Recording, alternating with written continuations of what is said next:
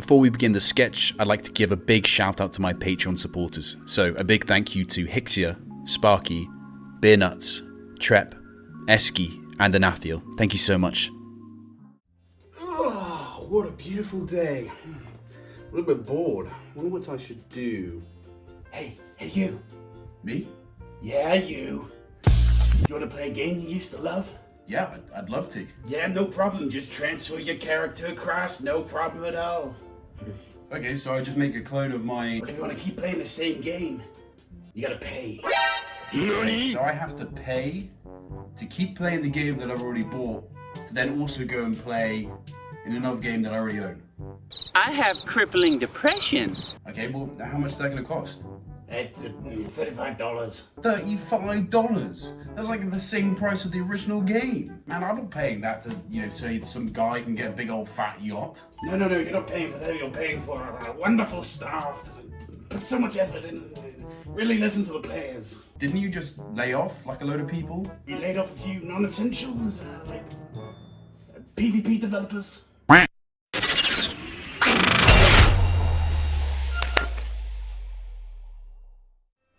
What's up gamers, it's TreesapJake here with yet another video, and today's video is going to be about TBC Classic. Now, just so you guys have got a little bit of a heads up, I've actually managed to win a beta key, so that means I can actually take part, and some of the games you're going to be looking at during this video are some of my first arena games. So obviously they went well, terribly, but they were a lot of fun, and I definitely wanted to put them in the background. What I wanted to talk about in this video is the reason why I think Blizzard have messed up big time when it comes to classic TBC. And I'm going to be talking about why I think the 1st of June release is a bit crazy, why 2 weeks pre-patch is a bit nuts, why I think it's all kind of coming together, and why they've chosen these dates, pricing, etc. And how I think they could have actually just done it a little bit better, because there is nothing more powerful than the opinion of other people and how it's put out on the internet, Twitter, etc, etc. So I think they've really kind of shot themselves in the foot here. As you know, Blizzard is releasing TBC Classic on the 1st of June, with pre-patch coming out on the 18th of May, and I think those might be just universal dates. I'm not sure about the pre-patch for EU, or NA, sorry, but for EU it's definitely coming out on the 18th of May, and 1st of June is just a universal global release, which is going to be sick. So we will get to sit up late, or in the afternoon, or in the evening, wherever you are, to enjoy some TBC Classic leveling in Hellfire Peninsula, where we're all going to be killing each other. And that's awesome, and that's great, and I'm so glad it's kind of coming soon. But in reality, why is it coming so soon? Why have we only got a 2-week pre-patch when, for example, Shadowlands had almost a 2-month period?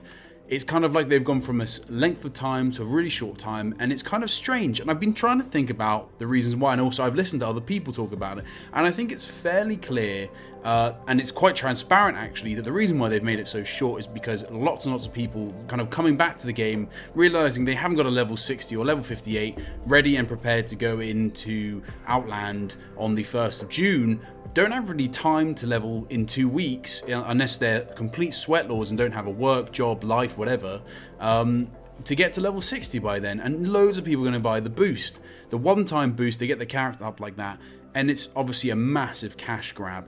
I think it's just very obvious. I think anyone kind of looking at this would kind of realize this is a major cash grab on Blizzard's side. So that's kind of disappointing, because you know that it's there, and the only reason why I get it, I like the idea of a boost just to help people get back into the game. But if most people were kind of thinking, you know what, I don't have the time really to level, even if it was like a month-long pre-patch, I want to use this to kind of help up, or get another alt, for example, that if they wanted to play 2 characters and they're not very good at leveling, and you know what, I work, I pay money, why not? Then that'd be fine. And £35 or sorry, 30 quid, or however much it is, it's sort of, it must be like almost 40 quid. I think it's $39.99 actually, dollars. I'm not sure what that is in pounds. I think that's more like sort of £30 or 34 euros or something like that. It's quite a lot of money for it, but you know what, it's there, and it's kind of similar to the other services. The deluxe edition, however, is kind of grotesque. It is a huge amount of money, $69 I think, so about £58 or so, £59. It's a lot of money for essentially just a lot of cosmetic stuff, getting a boost as well, but you don't even get any of the current game. It's a massive, just complete and totally money grab for a game that you've already technically bought. We've already bought TBC. We bought TBC a long time ago when we paid for that expansion, when we had the discs and everything.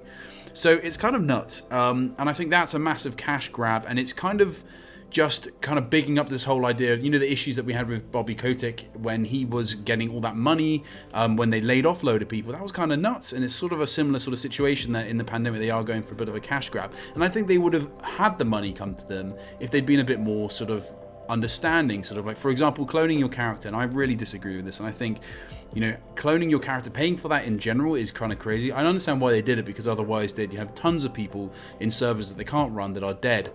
But I think having that at $35 is nuts. That's about sort of like 25-ish pounds. Is just kind of crazy. There's a ridiculous amount of money. And I think also they've got a, you know, that should have been like, you know, maybe 10 quid or 15 quid or, you know, $10 or $15, something like that, to kind of make it so, you know, if people wanted to do it, they would keep it there.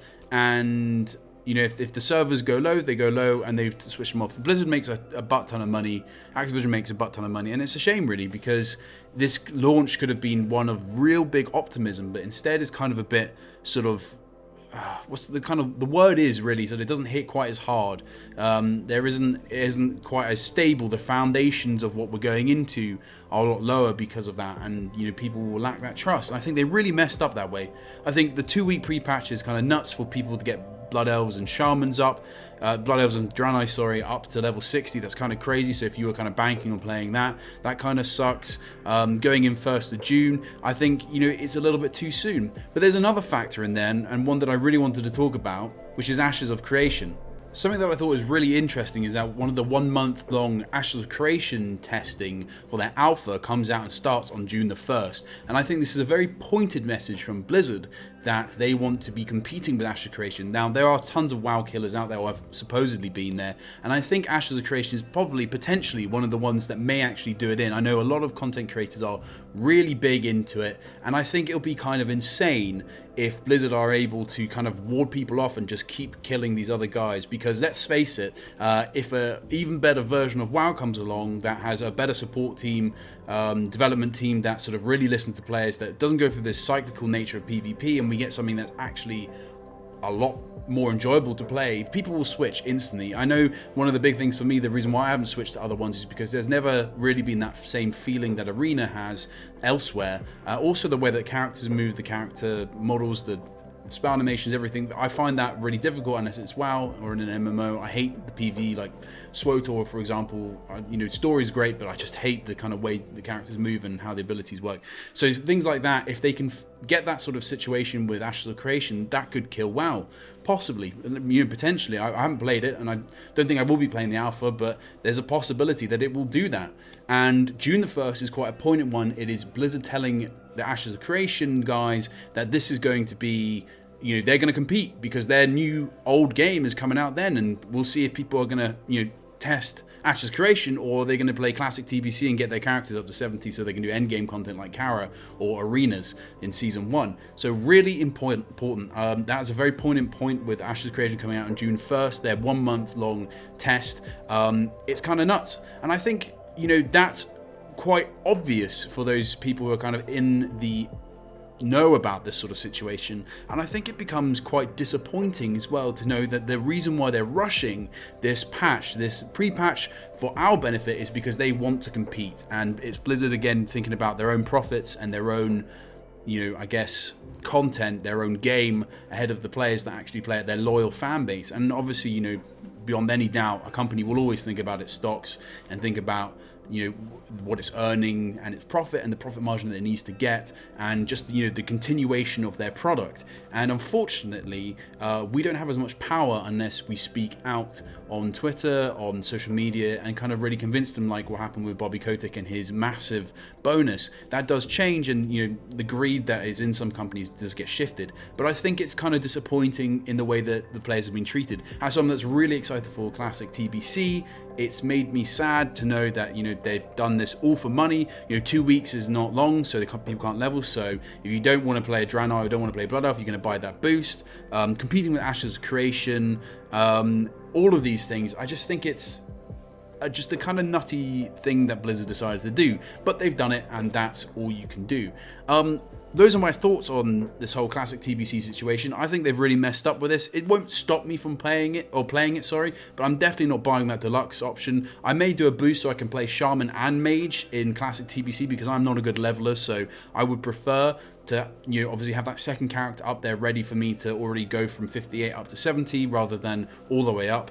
Who knows, maybe that might change if the more I play it, but I really dislike leveling, so that's a tough one. That's an easy one for me, but I won't be bothering cloning. I'll be going straight into TBC. If I want to play Classic again, it'll be on a fresh Classic server. I won't be playing Nax or anything like that. So for me, that's not a problem. I think they're losing out on a lot of money. If they just reduce the price, a lot more people would buy it. But you know, they've just made a silly mistake here, thinking about, you know, potential profits, greed over growth of the player base. They've lost so many subs with Shadowlands, it's kind of nuts for me. But anyway, guys, that's the end of the video. I just wanted to get my thoughts out there. I hope you guys agree. If you disagree with me, please let me know down in the comments. Please let me know what your thoughts are. And if you like more videos like this and are interested in seeing TBC Classic content or just my Shadowlands content in general, please do like and subscribe. If you really want to support me and help me out, please do take a look at my Patreon. I'll do VOD reviews and lots of different things on there. But otherwise, guys, I'll catch you in the next video. See ya.